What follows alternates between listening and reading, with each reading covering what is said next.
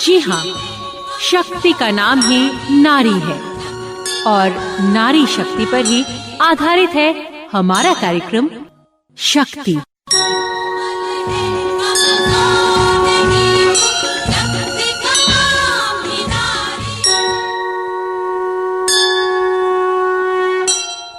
जी हाँ, जो महिलाएं अपनी शक्ति को पहचान लेती है, सफलता उनकी कदम चूमती है। नमस्कार दोस्तों, स्वागत है आप सभी का एक बार फिर नारी शक्ति के आज के एक नए अंक में। दोस्तों, हमारे ये कार्यक्रम नारी शक्ति श्रृंखला है सतत विकास लक्ष्य यानी सस्टेनेबल डेवलपमेंट गोल्स का। इस श्रृंखला के अंतर्गत जो विषय हैं वे सभी एक टूल किट का हिस्सा है, जिसका निर्माण यूनेस्को नई दिल्ली एवं यूनिसेफ नई दिल्ली के सहयोग से किया गया है। इस टूल किट में 17 विभिन्न विषय हैं। और दोस्तों, ये कार्यक्रम नारी शक्ति लक्ष्य संख्या 5 जेंडर इक्वालिटी यानी लैंगिक समानता पर आधारित है और इसका उद्देश्य है achieve gender equality and empower all women and girls यानी हर एक महिला एवं बालिका को सशक्त करना हर एक क्षेत्र में। इसमें हमें आपके सहयोग की आवश्यकता है। तो दोस्तों, हमारा ये जो आज का अंक है ना, वो बेहद खास है। आपने अक्सर सुना ही होगा कि उस घर की नींव कभी कमजोर नहीं होती जिसकी छत को सहारा बुजुर्ग देते हैं। जी हाँ, और सिटी मॉन्टेसरी स्कूल इसी बात को आगे बढ़ाता है। बच्चों के साथ ही साथ बच्चों के माता पिता और दादा दादी का सर्वांगीण विकास करता है। इसका जीता जागता उदाहरण आज के हमारे एपिसोड नारी शक्ति में ही आपको मिलेगा। इनके बारे में थोड़ा हम और बताना चाहेंगे इनसे बात करवाने से पहले। देखिए, हर एक नारी बहुत सारे सपने संजोए होती है, पर कभी कभी उन सपनों को वो पूरा नहीं कर पाती है। इसी तरह से दिन बीतते जाते हैं, लेकिन वो सपने कहीं न कहीं हर एक इंसान के अंदर तो रह ही जाते हैं ना। और उन्हीं सपनों को अगर पंख मिल जाए तो, जी हाँ, सिटी मॉन्टेसरी स्कूल ने ऐसे ही पंख दिए हैं वंशिका की दादी को। कौन, क्या, कैसे, इन सब सवालों का जवाब आपको मिलेगा हमारे आज के नारी शक्ति के ही कार्यक्रम में।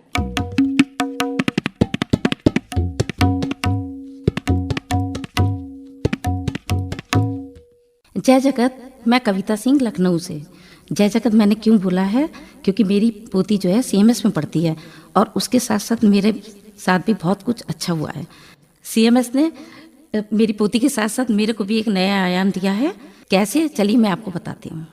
तो जब मैं 7th क्लास में थी, मैं उस समय की बात बता रही हूँ, मेरा एक गाइड कैंप था। तो उस वक्त जो था, मैंने अपनी दादी से पूछा कि क्या कहते हैं, मुझे कैंप में जाना है। नैनीताल कैंप था। तो मेरी दादी ने मना किया, लेकिन मेरे जो पापा थे उन्होंने मुझे कहा कि नहीं, ये जाएगी। तो मैं नैनीताल कैंप गई। तो मेरी मम्मी ने भी मुझे भेजा। नैनीताल कैंप किस लिए मतलब जाना था? गाइड कैंप के लिए। अच्छा। गाइड कैंप के लिए। तो उस जमाने में भी, उस जमाने 35 साल पहले की मैं बात बता रही हूँ। उस वक्त मतलब दादी ने मना किया, लेकिन पापा ने मेरे कहा। फिर क्या हुआ? फिर मैं गई और मैंने कैंप करा और सब लोग आए, हम लोग आए तो बहुत ज़्यादा अच्छा लगा सबको। फिर मेरे पापा ने मुझे कभी नहीं रोका। फिर मैंने बाद में NCC के कैंप भी कई सारे करे। जी। पहले रोक टोक होता था खूब घर पे? बहुत, हाँ बिल्कुल। दादी तो थोड़ा सख्त थी। कैसे फेस करती थी? अरे, लेकिन फिर वो कुछ नहीं बोली, मान गई। हाँ, मान गई। किसने मनाया? तो हम ही लोगों ने मना लिया बढ़िया से। तो फिर मैंने NCC के कैंप करे। तो मैंने एक कैंप रिपब्लिक डे कैंप भी करा। अच्छा, गणतंत्र दिवस वाला? जी हाँ, जी। अच्छा। उसमें 26 जनवरी परेड में निकलना था। हाँ। और PM रैली होनी थी। कहाँ पे हुआ था ये 26 जनवरी का? ये दिल्ली में हुआ। अच्छा, दिल्ली में? अच्छा, राजभवन में? जी हाँ। अरे वाह। हाँ, तो उस कैंप में भी सिलेक्शन इतना आसान नहीं था। उसमें हमें क्रॉस कंट्री की रेस जीतनी पड़ी 4 किलोमीटर। अच्छा। उसको जीतना पड़ा। ऊपर से कल्चरल था थोड़ा। अच्छा। और काफी कुछ था। तो मुरादाबाद में उस समय मेरी पैदाइश थी। तो बरेली और मुरादाबाद के एक ग्रुप से, पूरे ग्रुप से 2 लड़कियां सेलेक्ट हुई। अच्छा। उसमें मेरा नाम था। अच्छा, तो सिलेक्शन आपका किस आधार पर हुआ? हमारा एक तो तबले की और एक क्रॉस कंट्री जो हमने जो रेस जीती। हाँ। उसमें पॉइंट ज्यादा मिले हमें। तबला आप कब से सीख रही हैं? तबला जब हम ये स्कूल में पढ़ते थे ना, तो मेरा कोर्स में था, सब्जेक्ट था। अच्छा, तो आपका तबले में कैसे इंटरेस्ट आया? बस बिल्कुल बस ले लिया। और फिर उसके बाद हमारे घर में थोड़ा ऑर्केस्ट्रा टाइप का माहौल था जी जी ड्रम सेट वगैरह, कॉन्गो बोंगो और हारमोनियम वगैरह ये सब चीज़ें थी। तो हमें थोड़ा शौक था। अच्छा कविता जी, जिस तरह से बच्चे कभी कभी ना हाथ कभी कभी कैसे भी हो तो वो तबला जैसा बजाने लगते थे, तो क्या बहुत छोटपन में आपका ऐसा होता था? क्योंकि रिदम बचपन से ही आ जाते हैं। ये बचपन का ही है हमारा। अच्छा। क्योंकि मेरे पापा जो थे वो हारमोनियम वगैरह बजाते थे, बेंजो। अच्छा। हाँ जी। अच्छा। तो उनको इन सब चीज़ों का शौक था, तो वही चीज़ें हमारे अंदर भी आई। अच्छा। तो हम लोग को भी थोड़ा अच्छा लगा, सब चीज़ करते रहे जी। तो तबला भी फिर मैंने वहीं से सीखा। अच्छा, उसके बाद फिर बताइए क्या हुआ? उसके बाद तो बस बहुत कुछ हुआ। क्या? क्योंकि 82 में मैंने जो ये कैंप करा, रिपब्लिक डे कैंप, ओके। फिर उसके बाद 83 में मेरा पैराशूट कैंप भी होना था। पैराशूट राजपथ में इसका गणतंत्र दिवस के परेड के बाद आपने ये पैराशूट? नहीं, पैराशूट कैंप होना था। अच्छा। उसमें सिलेक्शन हो गया था अगले साल के लिए। अच्छा अच्छा अच्छा अच्छा। लेकिन वो कैंप मेरा इस चक्कर में चला गया क्योंकि मेरी 83 में शादी हो गई। शादी की वजह से, जैसे ज्यादातर लड़कियों के साथ होता है, जी। सपने कुछ बुनती है, फिर शादी पर एक तरीके से रोक लगा दी जाती है शादी की। जी। तो बस आपके साथ भी ऐसा हुआ? जी हाँ जी, मेरे साथ भी ऐसा हुआ। शादी एक हर्डल के रूप में पहले आपके करियर में आई? जी। अच्छा। मैं जैसी आई ससुराल में तो उस वक्त मेरे हस्बैंड ने मुझे तबला दिला दिया था। अच्छा, उनको पता था कि आपको बहुत शौक है? हाँ, बहुत शौक है। अच्छा। इसलिए दिला दिया था। लेकिन मतलब मेरे घर में थोड़ा पसंद नहीं था, तो थोड़ा मैंने नहीं बजाया। वो चीज़ मेरी 20-25 साल छूट गई। अब जब सारी चीज़ें छूट गई, फिर कैसे किया? और उसके बाद घर पर जो शादी के बाद माहौल कैसा था वहाँ पर आपका? माहौल तो मतलब थोड़ा सही नहीं था, लेकिन मेरा नेचर ऐसा है कि मैंने उसको बहुत अच्छे से बना के रखा। जॉइंट फैमिली थी आपकी? जॉइंट फैमिली थी। अच्छा, कौन है जो संगीत की चीज़ों से, मतलब वो नहीं चाहता था कि आप संगीत के क्षेत्र में आगे जाए? कौन है? अरे ये सब कहने से कोई फायदा नहीं। हाँ, मतलब जो छूट गया तो छूट गया। हाँ। कोई बात नहीं। अच्छा। लेकिन ये है कि जब से मैं सीएमएस में ये मेरी पोती पढ़ने लगी, तब से मुझे दोबारा से ये सब चीजें मिली। जी। मैंने सीएमएस में डांस में भी भाग लिया है। जी। सीएमएस जिस तरीके से एक दादा दादी के कॉन्सेप्ट को लेकर के आगे चढ़ता है, जिस तरीके से आपने बताया, शादी के इतने सालों के बाद एक सपना जो एक लड़की बुनती है वो, लेकिन वो सपना कहीं अपने अंदर खो सा जाता है, वो आपके साथ हुआ? बिल्कुल बिल्कुल। अच्छा, पूरा हमें बताइए क्योंकि बड़ा इंटरेस्ट आ रहा है इसमें। कैसे क्या किया? बस पहले तो सब छूट ही गया था। फिर बहुत मन भी करता था, तो कभी कदार छुप छुप के अपना करते थे अपना। तबला था आपके पास? जी हाँ। अच्छा। वो मेरे हस्बैंड ने पहले ही दिला दिया था। जी। तो बस छुप छुप के कभी कदार बजाते थे, या कभी सास कहीं चली गई हैं, मम्मी कहीं चली गई हैं, जी, तो अपना थोड़ा बहुत शौक पूरा करते रहे। अभी आपने तबला बजाने का जिक्र किया है, और थोड़ी देर पहले जब हमने स्टार्ट किया था तब आपने एक तबले पे तान बजाया था। जी। तो हमारे श्रोताओं को एक छोटा सा और तान सुनाइए ज़रा तबले पर। किस तरीके से जब आप इतने समय के बाद फिर बीच बीच में रियाज करती थी, आपका मन करता था, तो कैसा रहता था वो तान? बस, लेकिन कुछ खास नहीं है, बस जो कुछ है थोड़ा बहुत है। जी बिल्कुल बिल्कुल बिल्कुल, सुनाइए।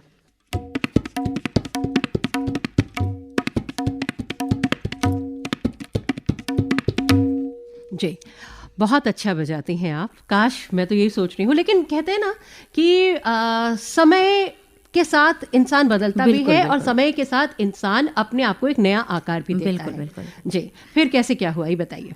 बस फिर उसके बाद जब से ये बच्ची हमारी सीएमएस में पढ़ी है, तब से तो लग रहा है मेरे सपने पूरे खुल गए। बिल्कुल खुल गए। क्या क्या किया? मैंने यहाँ पे डांस भी किया है।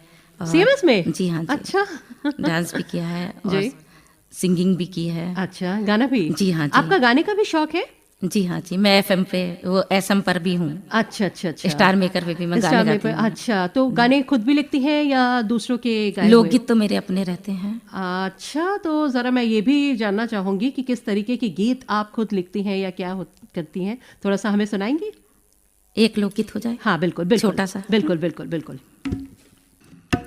मैं मेला देखने जाऊंगी, मेरी पास पड़ोसन सब जाए। मैं मेला देखने जाऊंगी, मेरी पास पड़ोसन सब जाए। तू मेला देखने नाए जइयो, तोहे नोच नोच ले जाए। तू मेला देखने नाए जइयो, कहियो तो गोरी तोहे चाट मंगवाए दूं, कहियो तो गोरी तो चाट मंगवाए दूं।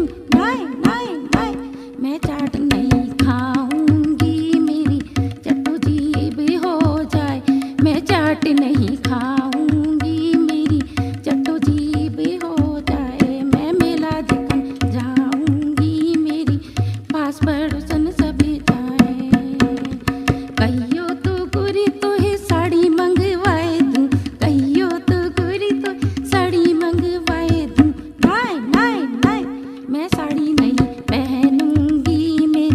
सास ननद चली जाए मैं साड़ी नहीं पहनूंगी, मेरी सास ननद चली जाए मैं मेला देखने जाऊंगी, मेरी पास पड़ोसन सब जाए, कहियो तो बुरी तो मैं के बिजवाए दूं, कहियो तो बुरी तो मैं के बिजवाए दूं, हाँ हाँ हाँ मैं के चली जाऊंगी, तुझे अच्छी सजा मिल जाए मैं के चली जाऊंगी, तुझे अच्छी सजा मिल जाए, मैं मेला देख जाऊंगी, मेरी पास पड़ोसन सब जाए। वाह, जिस तरीके से आज हमारा ये प्रोग्राम ही है शक्ति, इस गाने के माध्यम से हमें इतना तो पता चल गया कि एक लड़की मेला देखने के लिए जा रही है, एक औरत, पर वो उसके साथ कितनी सारी चीजें आ रही हैं। थोड़ा सा बताएंगे इस बारे में?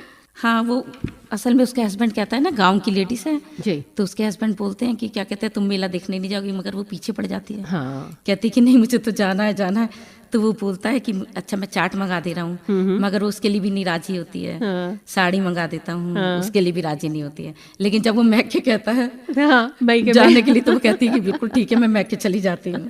कहीं ना कहीं इस गाने के माध्यम से मुझे लग रहा है कि आपकी भी कहानी कभी ऐसी रही होगी बीच में। बस ठीक है जी, फिर आपने सीएमएस में जब ज्वाइन किया, क्या क्या और किया बताइए? कई बार तो सिंगिंग तो कई बार करी जी। और एक मौका ये देते हैं कि ग्रैंड पेरेंट्स को जी इतना सम्मान मिलता है वहाँ पे जी, कि थोड़ा सा बताएंगे? बिल्कुल जी। जैसे हम लोग एलडीए वाले सीएमएस में जाते हैं जी। तो वहाँ पे ग्रैंड पेरेंट्स के लिए आगे की सीटें सारी बुक होती हैं हाँ हाँ हाँ, कि आप लोग वहाँ आके बैठिए। जी। इतना बड़ा तो मतलब मैंने सच में मैं तो सैल्यूट करती हूँ सीएमएस को। तो जब भी आपकी पोती कोई परफॉर्म करने जाती है, आप तो जरूर जाती बिल्कुल होंगी ना? जाती हूँ, बिल्कुल जाती हूँ, जी हाँ। ग्रैंड पेरेंट्स और- के लिए अलग हाँ, ही एक वो है। बहुत ज़्यादा जी। है। और एक बार ऐसा भी हुआ मेरे साथ कि हम लोग को सबको बुलाया गया स्टेज पे, फिर कैप सबको दी गई, अच्छा। कैप लगाई गई, हाँ, हाँ। और जो गांधी जी हैं वो उन लोगों ने, उनकी वाइफ ने, सबने साथ में फोटो खिंचाई, तो वो फोटो भी मेरे पास है। अच्छा, यादगार के लम्हे बिल्कुल, के रूप में। बिल्कुल। तो सुना दोस्तों आपने कविता जी ने किस तरीके से अपने बारे में बताया कि वंशिका के साथ उनके भी सपने साकार हो रहे हैं। इनसे की गई बातचीत का अगला भाग आप हमारे शक्ति कार्यक्रम के अगले अंक में सुन पाएंगे, जहां पर इनकी पोती, कविता जी की पोती और कविता जी की एक जुगलबंदी भी हम आपको सुनवाएंगे। बहुत सारी और भी बातें होंगी नारी शक्ति के अगले अंक में, जिसमें कविता जी आपको फिर से, कविता जी हमारे साथ फिर से जुड़ेंगी और वो बताएंगी और भी रोचक बातें। वंशिका भी अपनी दादी के बारे में बताएंगी कुछ खास बातें। तो शक्ति का हमारा अगला अंक भी सुनना ना भूलिएगा, इसी समय इसी चैनल पर। और हाँ, याद रखिए कि हर स्त्री ईश्वर की उत्तम रचना है। स्त्री का आदर सम्मान करना हर एक इंसान का कर्तव्य भी है और ये हर एक स्त्री का अधिकार भी है। शक्ति कार्यक्रम के आज के अंक में हम मिले कविता जी से। कविता जी से ही हम अगले हमारे एपिसोड में भी बात करेंगे। तो कैसा लगा आपको शक्ति का हमारा ये अंक, हमें जरूर बताइएगा हमारे विभिन्न सजीव फोन इन कार्यक्रमों में। नंबर नोट कर लीजिए, नंबर है 0522 411 3351। हमारे साथ जुड़िएगा जरूर। एक और नंबर है ऑफिस का, इस कार्यक्रम के संबंध में आप अपने सुझाव शिकायत हमें इस नंबर पर भी भेज सकते हैं। नंबर है 0522 263 7078। इसी के साथ नारी शक्ति के आज के अंक से इजाजत दीजिए अपनी दोस्त सोमा को। और हाँ, अगला अंक भी जरूर सुनिएगा कविता जी के ही साथ। फिलहाल आप सुनते रहिए 90.4 CMS कम्युनिटी रेडियो। नमस्कार। शक्ति, नारी की आत्मनिर्भरता हमारा मकसद।